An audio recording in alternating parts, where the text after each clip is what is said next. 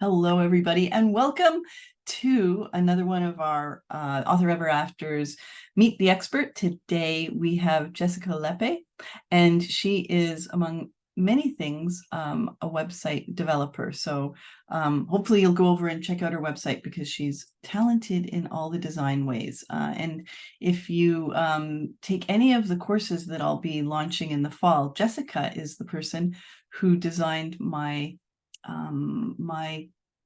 cards, the things, the way the courses look. So they look better than the way a writer might do them. Although, Jessica, you're a writer as well, aren't you? Yes. Yes. Yes. Your book is coming out in 2024? Yes. Yay. Okay.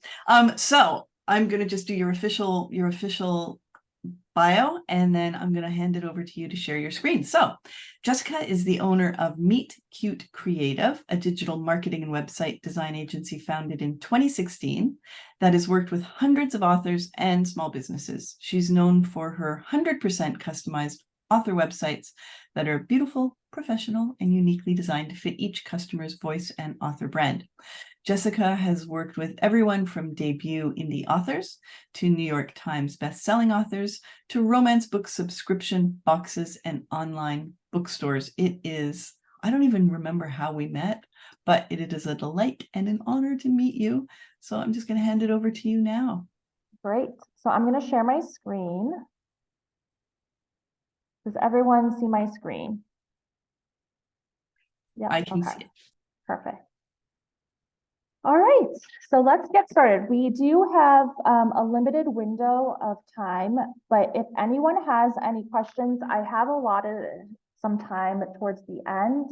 I'm available via email, and if you have any burning questions or need any clarity while I'm presenting, feel free to speak up as well. So let's talk about mastering your author website, 10 essentials every author website needs. But let me introduce myself first. So Danica did a great job, but just to reiterate, I'm an author website designer, a graphic designer for authors, though I've been scaling that less and less as I take on more websites. I've also created Canva templates for authors, and I've created something called the Author Content Calendar, which has daily prompts for authors to post on their social media, and it comes with hundreds of Canva templates to make the social media process a little bit less painful for authors. And I'm also a soon-to-be debut author. My debut is coming in March 2024 from Forever. So that also helps inform my website design because I'm also an author and an avid reader. So these are some of the things that we're going to be talking about today. Your author website is your #1 marketing tool. If social media were to disappear overnight, how would you be able to reach your readers?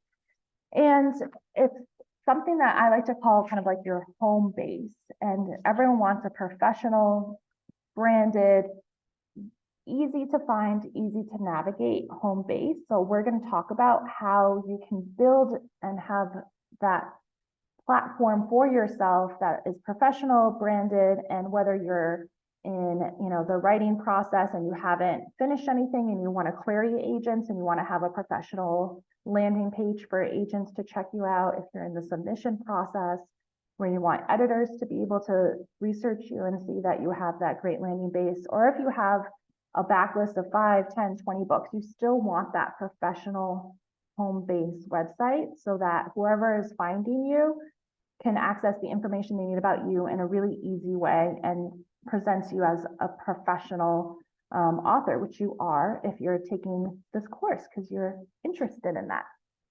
So first off, I'm going to talk really quickly and briefly about the logistics of setting up your author website. I'm super happy to go deeper dive into this, maybe at the end if you have questions, but I really want to focus on what you should have on your website. But I thought it would be helpful to talk about if you're still in that very beginning process of not even having set up your website, how to do that.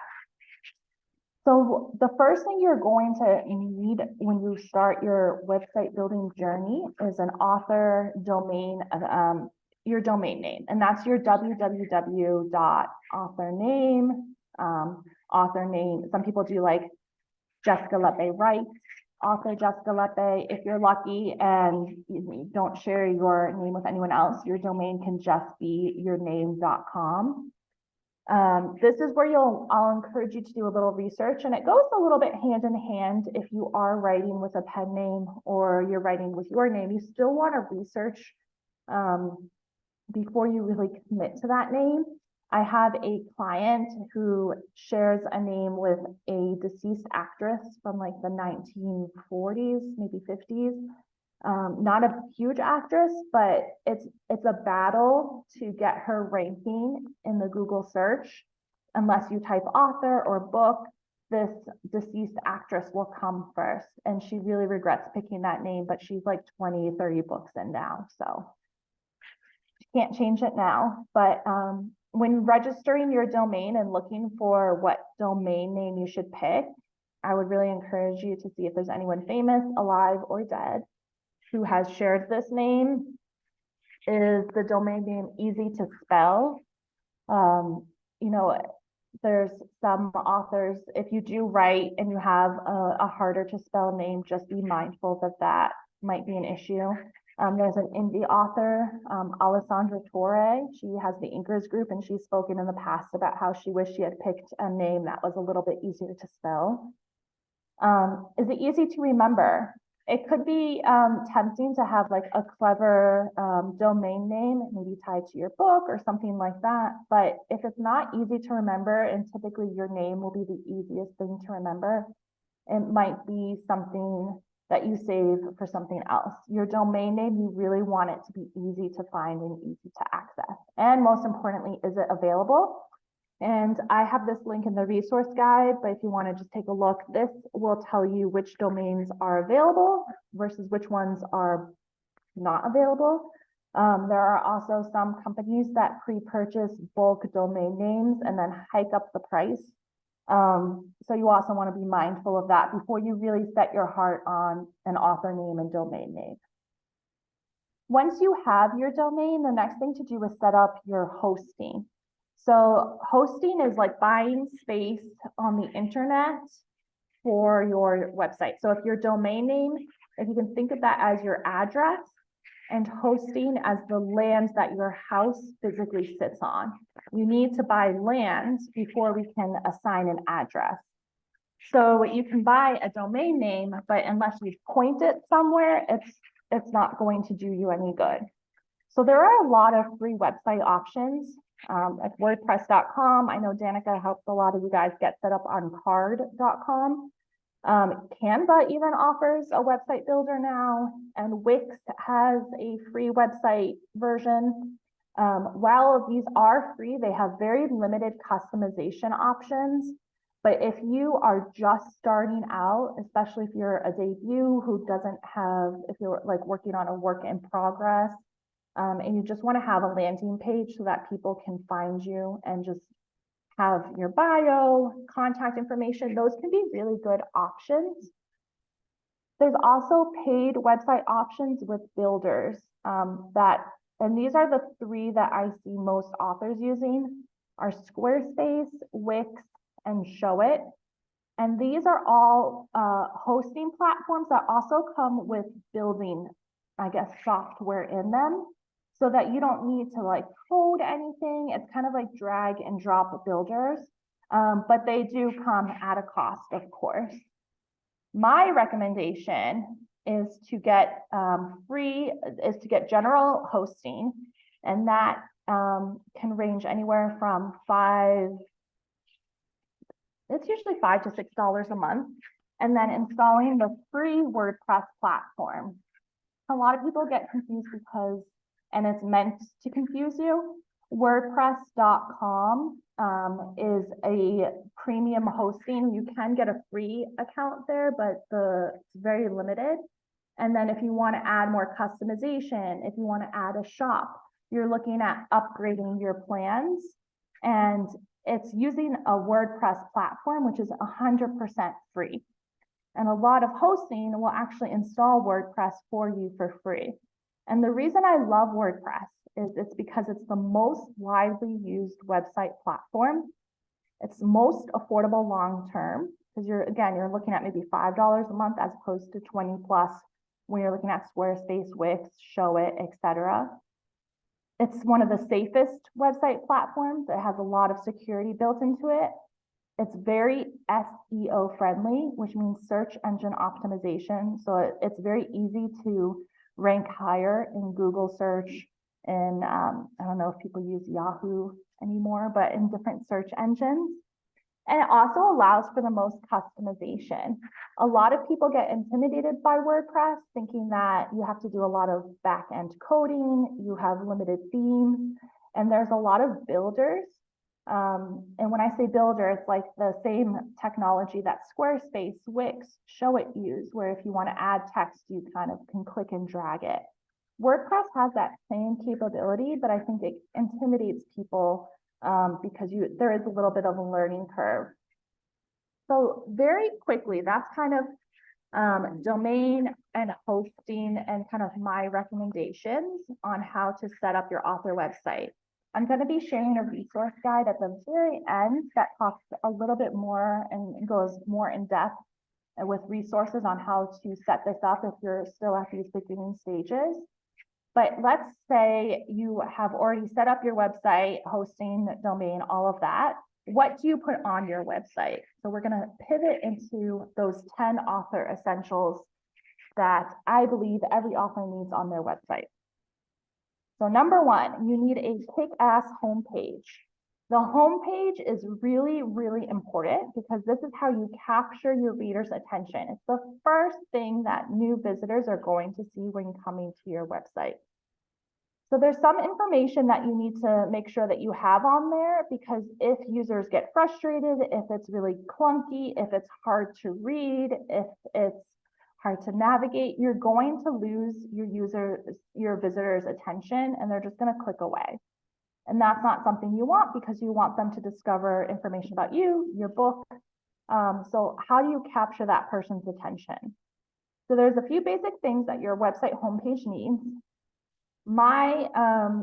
And this is my opinion based on just my design and also as a reader looking up author websites all the time. So my recommendation is to have something about your latest book or your upcoming release. And that can just be a little blurb. If you have buy links, you definitely want to put those up there. If you're in the, a work in progress, you want to share about that work in progress, especially if you're querying or on submission and wanting to attract agent or editor interest. Excuse me. You'll definitely want a newsletter sign up form. And I'll talk a little bit more about what this will look like. You'll want to have a very clear menu bar with links to all the other pages on your website. And you're also going to want to try to have your social media links displayed prominently as well. And that's just other ways for people to stay in touch and kind of get attached to your author journey and continue to stay in touch with you. So here are some different author homepages. And I want to talk about, they're all a little bit different. So if we look at the left for Felicia Gross, is a traditionally published romance author. So that means she's going to be having maybe 1, max 2 releases a year. So right now we're highlighting her latest release in that top section. The very top website kind of section, the very top section of your website, we call the hero image. And that's where we want to call the most attention because that's the very first thing you see. So for her, we want to highlight her book release. And we have a read more button that will allow users to get to the book page where they can see the blurb, her editorial reviews, and the buy links. Then we display very prominently her newsletter. Then we have her author bio with, again, a link out to read more about her and some of the more like access her media kit, things like that. And then she just has a very small carousel at the bottom with her other published books. And this will help readers kind of find her most recent release, her backlist, information about her, and her newsletter. So all the really important things that she wants to highlight. In the middle, we have Deb Vanass, who's a nonfiction author, and she writes like nonfiction, historical. So she's not going to be publishing books. She has around 3 to 4 years gaps between publishing because she does so much research. And for her, she really wanted to sell herself more as a historian. So that's why she's featured more prominently on her homepage. And then you can see underneath, she has 2 published books right now. And those are kind of her latest releases, and then one she highlighted as an award finalist.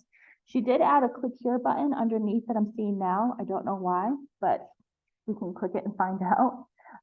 She has a sign up for her mailing list as well.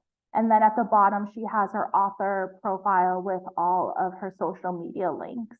And that was because as a nonfiction author, she's selling more herself than her books. And then on the other side, we have a prolific indie author and romance author. So she's releasing several books. I think she does one every other month.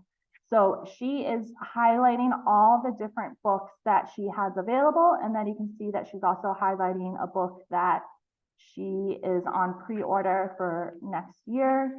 She has a carousel underneath with all of her backlist books. So if you want to quickly find one of her specific books, she has a link to a printable list that has something with all the books listed by series breakdown. And then she also has her sign up.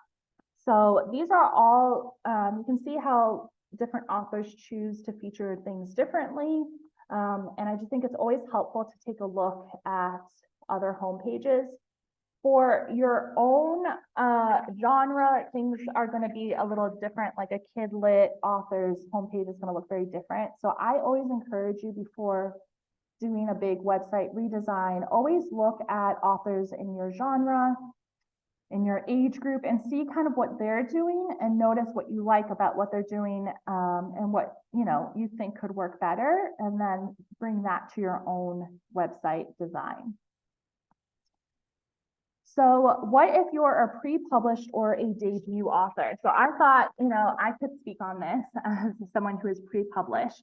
So I just took a screenshot of what my website looks like, and you can see that because I only have one book out and it's up for pre-order, I feature that really heavily on my own homepage.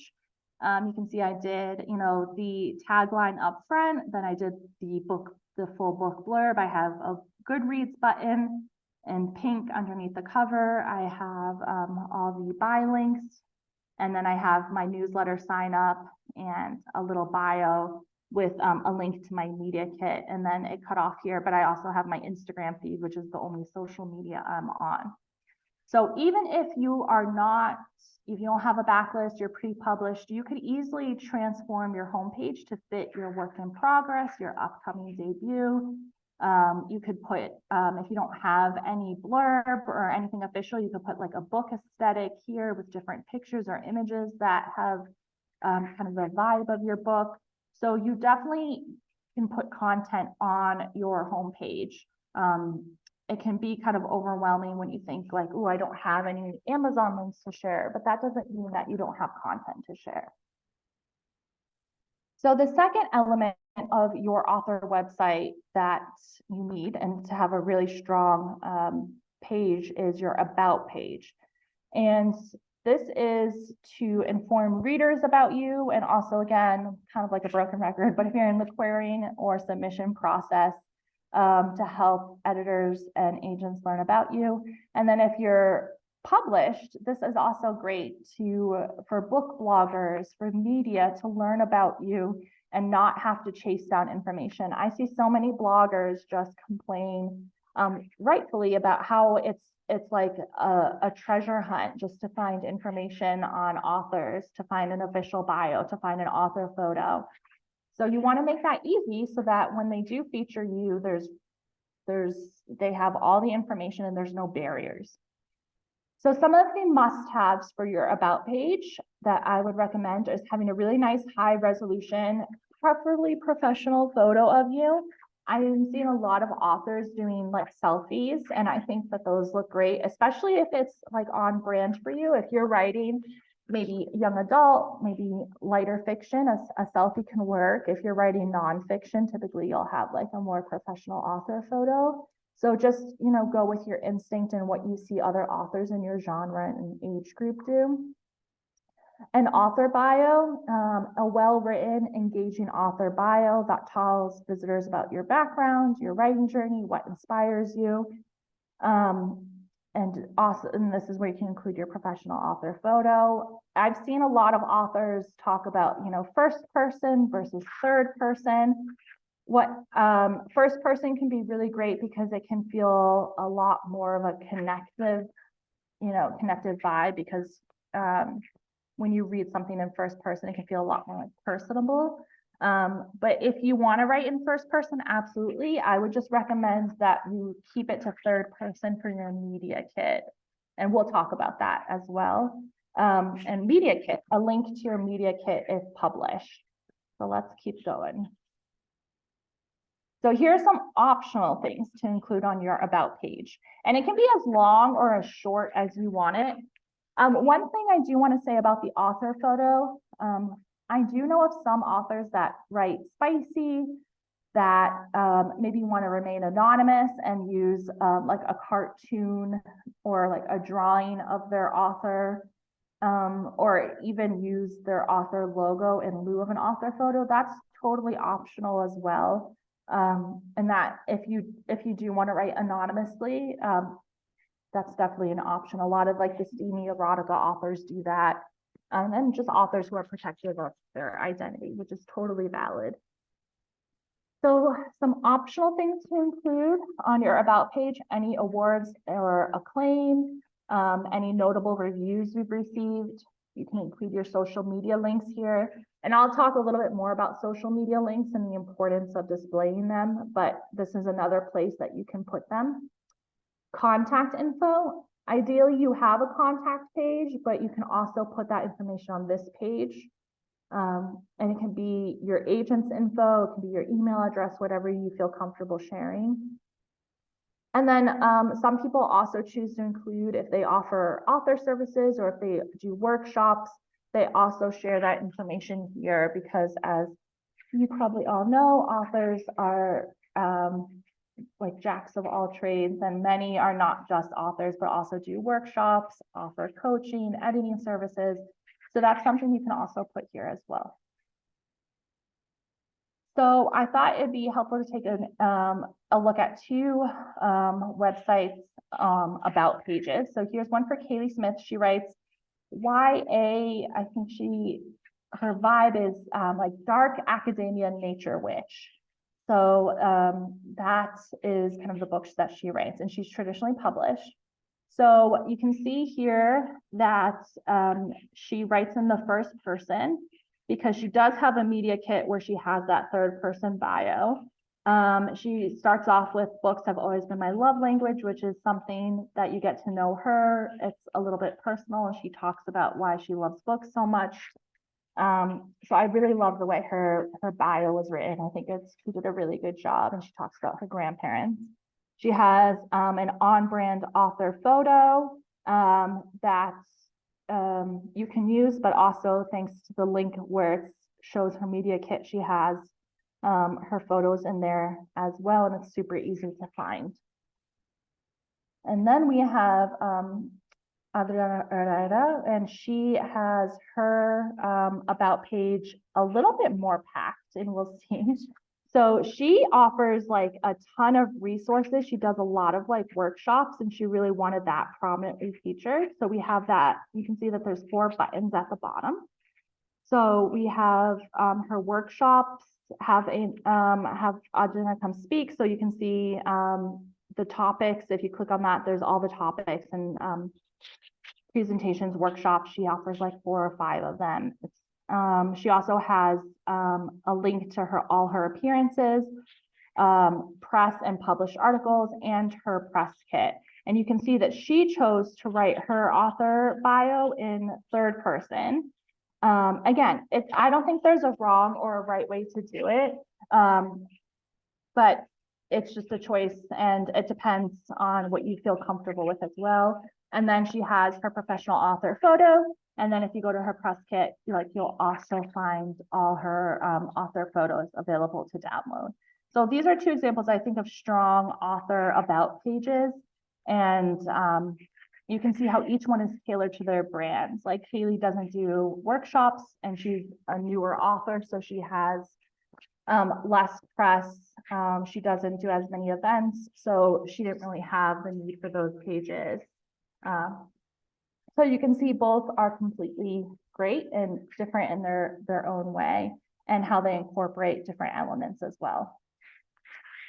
So let's talk about a media kit. So a media kit is a great resource to have on your website. I always recommend, as you can see from the two examples I showed, having it on your about page, but also having it like on your menu bar, just in case people want to search for that. They might not think automatically to go to your about page. So a media kit, it's just a collection of promotional resources that help like journalists, bloggers learn about you and your books.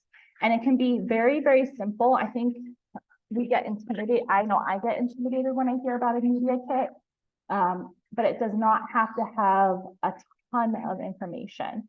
The basics, it should have your author bio written in third person. Ideally, I would say have a shorter version and a longer version, just depending on what kind of article people are writing. And there's lots of resources for that online if you need help. And I can share some as well. Your author photos, so high resolution photos that can easily be saved and downloaded. You don't want to like disable downloading of pictures or anything, because you want to make it super easy if a blogger wants to feature you to be able to grab your photo.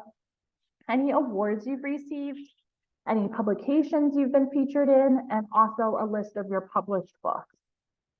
So here are some media kit examples. So here's Kaylee, and you can see that she has her author photos here with some download links, her short bio, and her standard bio. And I included mine as well. And you can see we didn't include our book titles or anything like that. These are like bare bones media kits, but again, do what you can. It doesn't have to be perfect. And you can see that I don't have a short bio. I just have my long bio, and then I just put my photos here that you can download, and I put the optional black and white just to make it easier for some folks. But I think media kits can feel very intimidating, so they don't need to have a ton of information. And a lot of this information you're already going to have if you're embarking on the publishing journey, because you're going to need an author bio, and you're going to need typically, especially if you're going traditional, they're going to want some author photos of you. So that is just a very simple, easy. I know some authors get lost and kind of want to throw everything into their media kits, but you do not need to. Another thing that you will need on your website is an author, a newsletter sign up. And this is very important. And I always recommend having at least 2 to 3 different ways or different prompts for visitors to sign up for your newsletter. So that can look like a pop-up form on your homepage. I think every homepage should have some kind of static sign-up form. And then I also always encourage my authors to have a separate newsletter page. And that can be great because you can pop that link into book fact matter. If you're sharing how people can stay in touch, instead of just saying, oh, sign up on my website, and people have to scroll to find up the newsletter link, you could just send them directly to that page, and that page only has that newsletter sign up. So we'll take a look at what that looks like. But if you're ever in need of free newsletter providers, MailerLite, MailChimp, and Substack, I would say, are the top 3 that I see. MailerLite and MailChimp are free up to, I think, 500 for MailChimp and maybe like 1,000 for MailerLite, and then the prices kind of jump. Substack is always free. There is a subscription-based model, but it's a platform I'm seeing more and more authors moving to. So those are all good options. So here are some examples of newsletter signups on author homepages, and I've kind of faded out the website to make the newsletter link kind of pop out a little bit. So you can see that it all looks different for different authors. So for the left hand side, Jan, this is a website I'm currently working on. She is offering a free book for sign up. So we want to feature that book prominently to kind of entice readers to sign up for her newsletter. You do not have to offer something for free. It is something that does entice people to join your list, but it's not a requirement.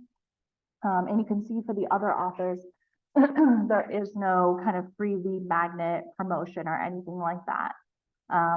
And it can be very simple. Here's how to sign up.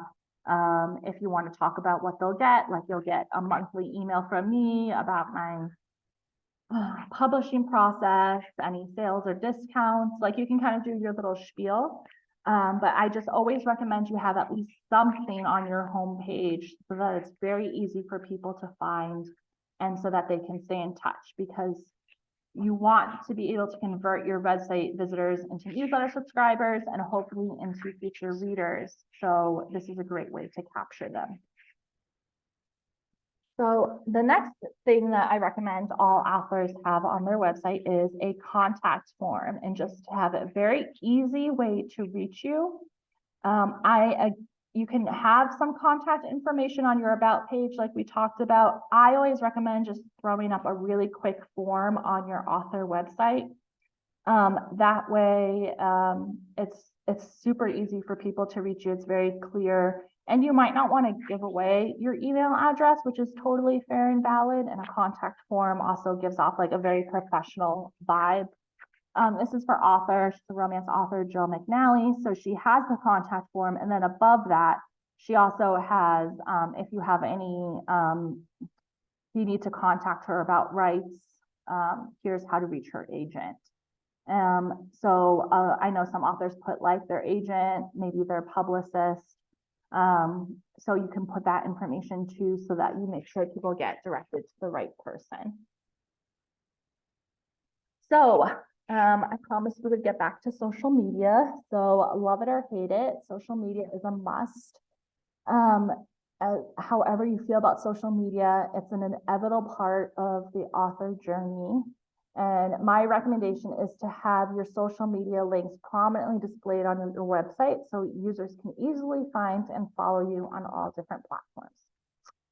So the easiest way to do this is to link to your social media profiles in your menu bar, heading, and or footer.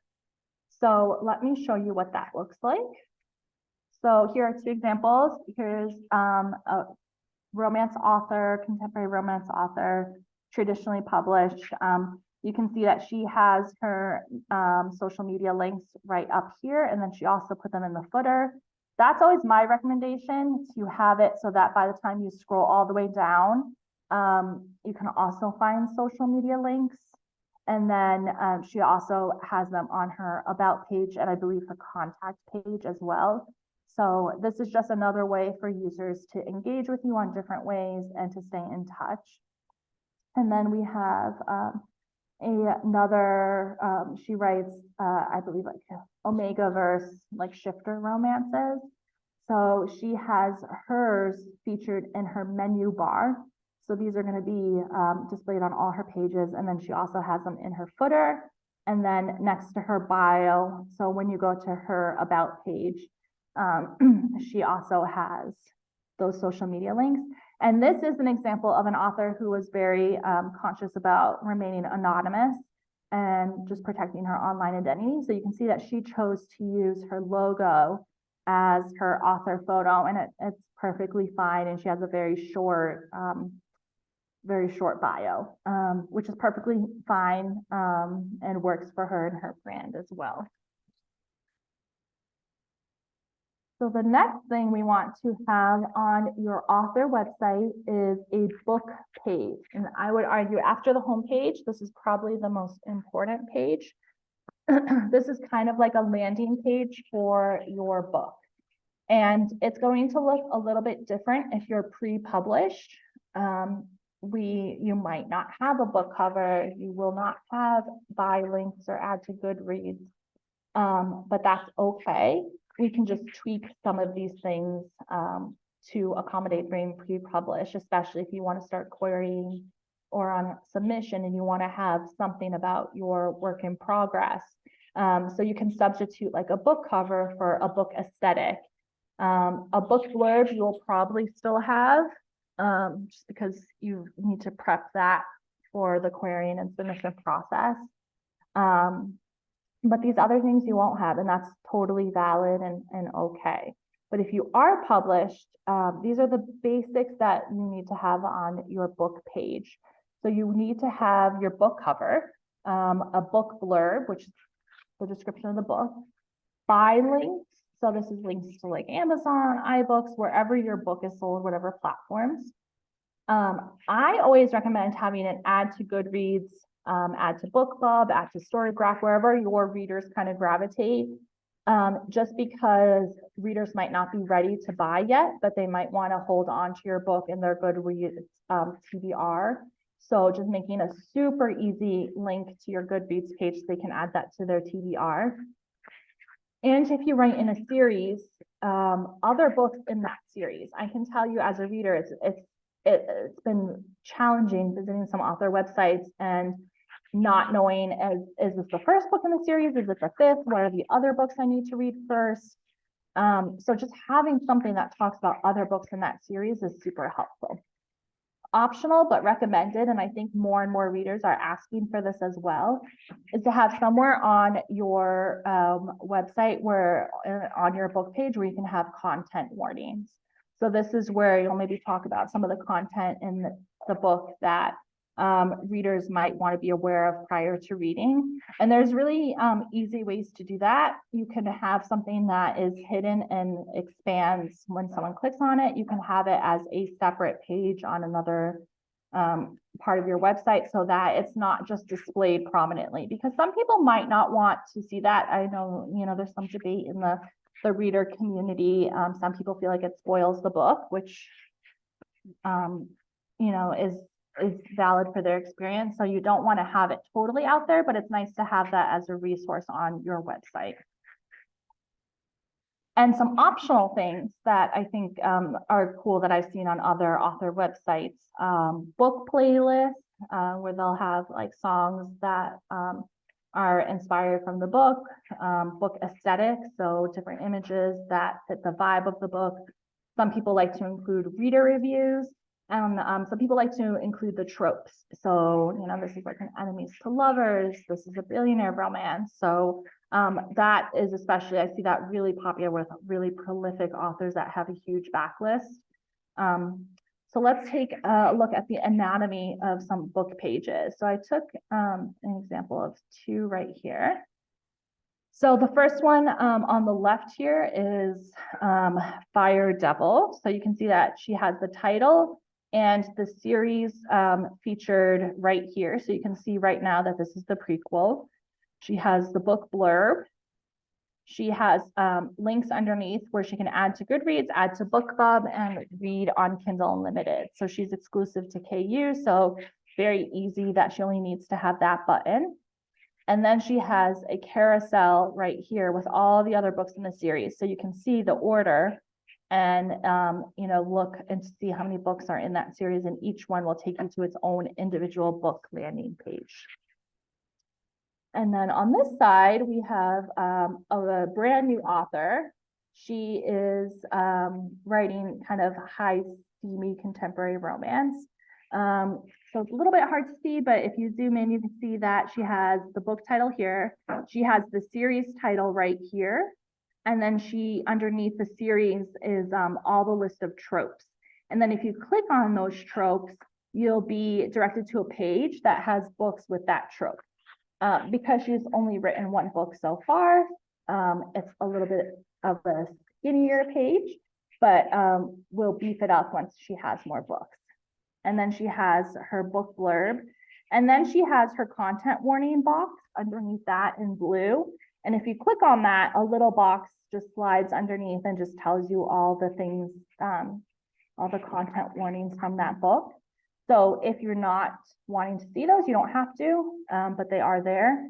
She has a book playlist at the very bottom, and then on the left, she's also in Kindle Unlimited. So she only has that one Read Now button, and she just elected to have readers add her book on Goodreads. So this is two examples of how different authors implemented and included different aspects of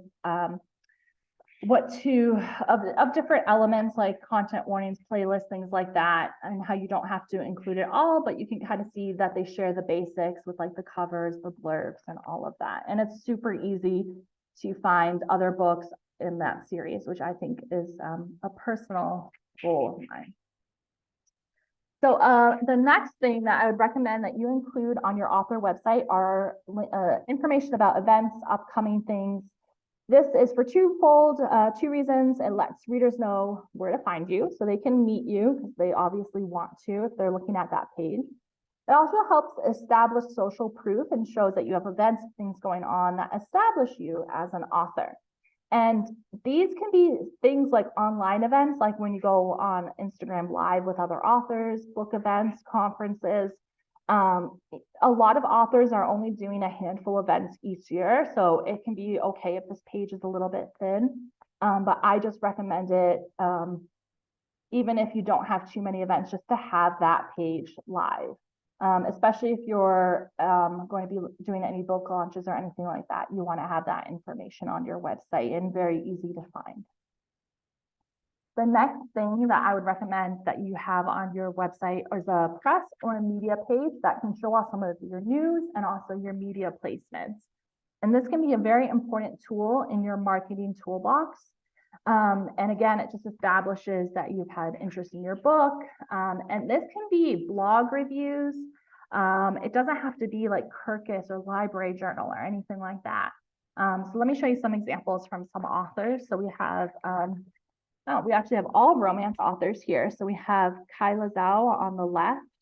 And what we did with her, we just chose to do a logo and the title of the article that she was featured in. And then when you click on each of those links, it goes to that website. Felicia Grossman, also a very similar kind of vibe. And then Rebecca Weatherspoon, she combined her upcoming events with her news features. So that is also something you can do. You can combine these pages as well. Did I go from 8? Oh no, okay. So number 10, so we need a privacy policy. This is something that I don't see enough on websites. And it's so important, especially in the age of just more conversations around like privacy online and just making sure that you stay compliant with a lot of your newsletter subscription services. When you sign on, you're agreeing to have some kind of privacy policy and regulation like on your website. So you want to make sure that you're staying compliant.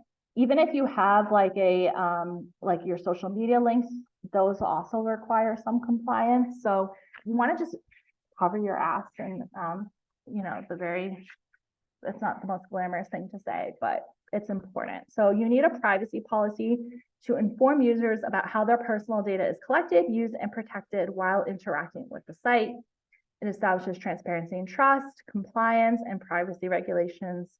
So it can be very simple. It doesn't have to be like a whole legal document that you need to hire a lawyer for. You can find a lot of examples online, but if you are collecting email addresses, chances are because you're soliciting information from visitors to your website, you're going to need to have some kind of policy. So just make sure you have even a bare bones policy. And for most of my website clients and for most website clients in general, they just include a little link in the footer. That's all you need. Very simple. So I have created a website. If you go to meetqcreative.com/author-ever-after, and I can send this or have Jenica send this over email. This will have links to download the slide deck if you would like that.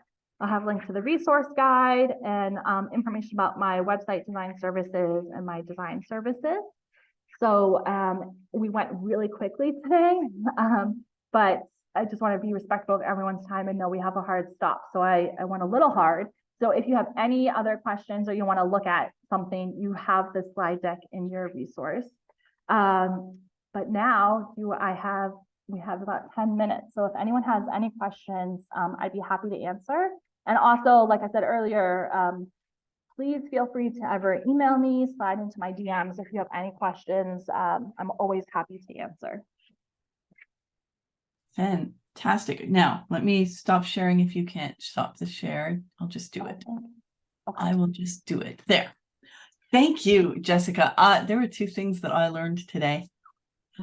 Well, I don't have a page set up for the events, like the podcasts that I appear on, which is silly. Like, what a perfect place to put them.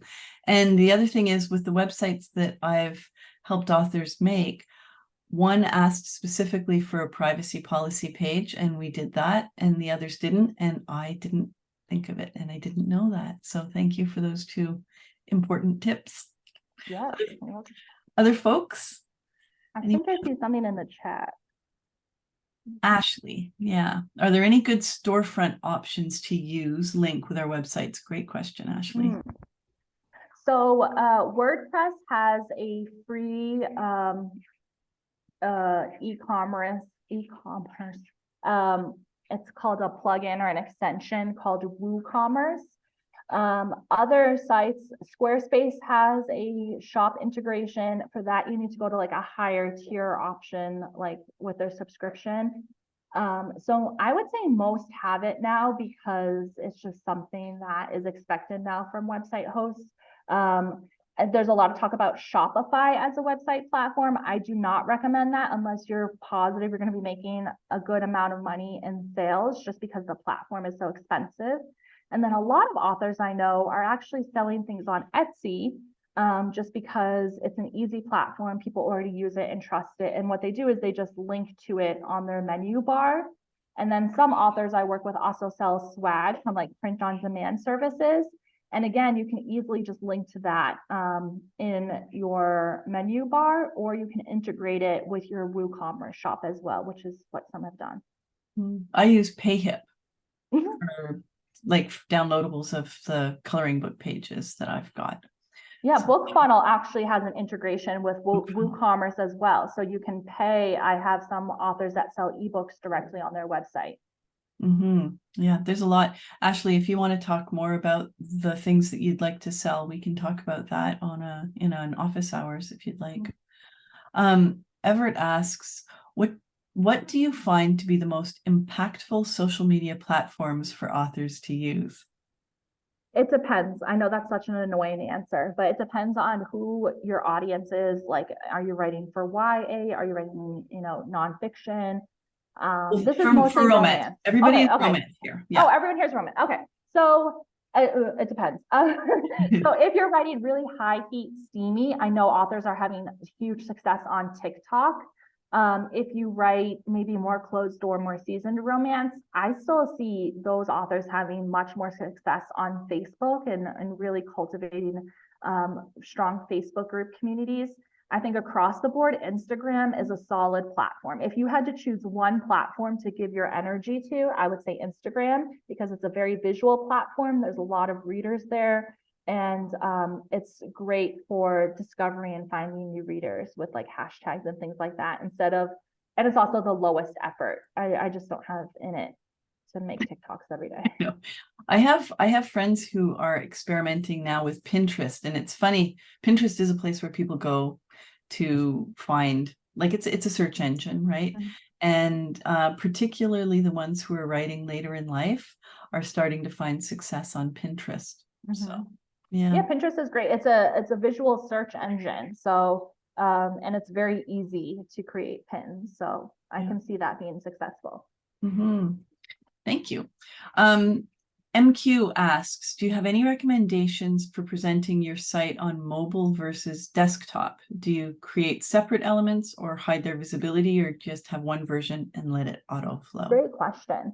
So when I design my websites, I will change my browser. I have a Chrome extension browser that allows you to view your website on different resolutions, including smaller laptop screens, iPads, and cell phones. So whenever I design a website, I'm making sure that I am designing it with the mobile user in mind, because these days most people are accessing your website through a mobile device. So most of the time, my websites, the way I design them is that they scale down. All the elements will scale down to fit a mobile friendly experience. But sometimes, yes, I do make exceptions where I will create separate elements so that they're only visible on mobile, just so that they appear better on mobile, because I want to make sure that I'm catering to that audience as well. So I think a lot of people forget to make sure that their website is mobile friendly. And that can be a real loss, because if someone, especially if you're finding and attracting readers on like Instagram, they're going to be on their phone looking at your website. And if your website's a jumbled mess and not mobile friendly, you're not going to be attracting them. They're just going to click out, because it's not worth trying to navigate. Yeah, the platform I use WordPress, and I have the Divi builder. And that one it allows you to check boxes whether or not you'll present each element or where you'll present it. Is that what you use too? Do you use Divi, or do you use something else? No, I use something called Beaver Builder, and it's similar. I like Divi, but there's not as many like modules and customizations, and I'm a customization nerd. So yeah, no, your sites are beautiful. I was looking at them thinking I couldn't do that in Divi, not with my skill level, and not with Divi. MQ, once you figure it out, it's good enough. It's good enough. But other questions? So MQ, are you aware that you can check boxes and make things the visibility change? Do you know where you do that in Divi? And if anyone else has questions, you've played around. Okay. Other questions?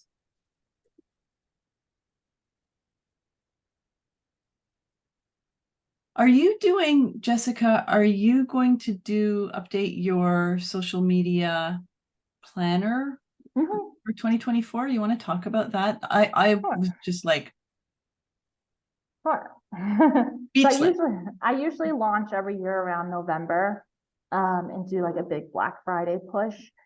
So what she is talking about is the author content calendar. So this is a digital product that you can get. And the 2023 calendar, a lot of people, I just had 2 sales this morning. So you can apply it for every year, because the dates change, but holidays really don't. So it just has daily social media prompts, and it will list like all the social media holidays, like today's World Mental Health Day. So how can you capitalize on that trend with social media, with all these people posting about mental health? How can you talk about that in your books or in your publishing process? And then it has hundreds of Canva templates that you can use. That's where my mouth fell open, because prompts are one thing. We can look at a calendar, but what you have provided is just like, there's a lot. So if you have a Facebook reader group, there's enough content in there to run your group for the year. There's posts that if you like that flat lay aesthetic where you want to have some beautiful marketing graphics, you have that. There's a lot of engagement graphics that you can use, and you can just change the branding, the coloring to match yours. So it really takes care of like, what do I post today? And really tells you what to do and offers you tons of resources. There's hundreds of prompts. So it makes you look like a designer. I don't know. I mean, some writers have got that like beautiful double talent where you're also great designers, Jessica being one of them. However, most of us aren't. And if visuals freak you out, I'm just in awe of what you've provided in that collection. It's beautiful. It's beautiful. Thank you. All right. Any other questions about the things you will be including in your website? Anybody want to share in the chat? Have you got, are you feeling motivated to do a website even if you're not published? I hope you are.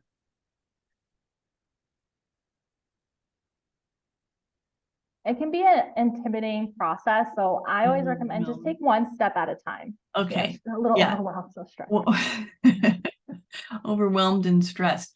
Okay, and since Meredith and Ashley, you are in the Author Ever After community, I shall talk you off that cliff because we can do this for you. We can do a simple one page website for you. Yeah, just start small and scale. That's what I would Yeah. recommend. Valerie says, just want to say this is just what I needed for my pre-published self. Thanks. And Lo is saying, feeling excited. Thank you. About doing some updates. Yeah, me too, Lo. I will be doing updates on mine. I'll be putting all my podcasts, whatever they're, when I'm on podcasts. What are those? Yeah, you know the word. Okay, one last question. Ella's asking, is dark mode something important? I wouldn't say so. And a lot of people have like their browser settings where they can automatically default it to dark mode. There are some really great plugins on WordPress for like adaptions to your website where you can allow users to make font bigger, to increase contrast. So I think it's something that it's very low effort, high reward. Why not do it? Right. Thank you. I didn't even know about dark mode, or it didn't occur to me. Okay, and MQ, thank you. She says this was a fabulous session, encouraging, and she's been debating a redesign, and now she knows what to do. All right, thank you everybody for showing up live, and go and grab the resources that Jessica has generously offered to you. All right, and folks in the community, I will see you later this week. Thank you. Bye. Bye. Thank you.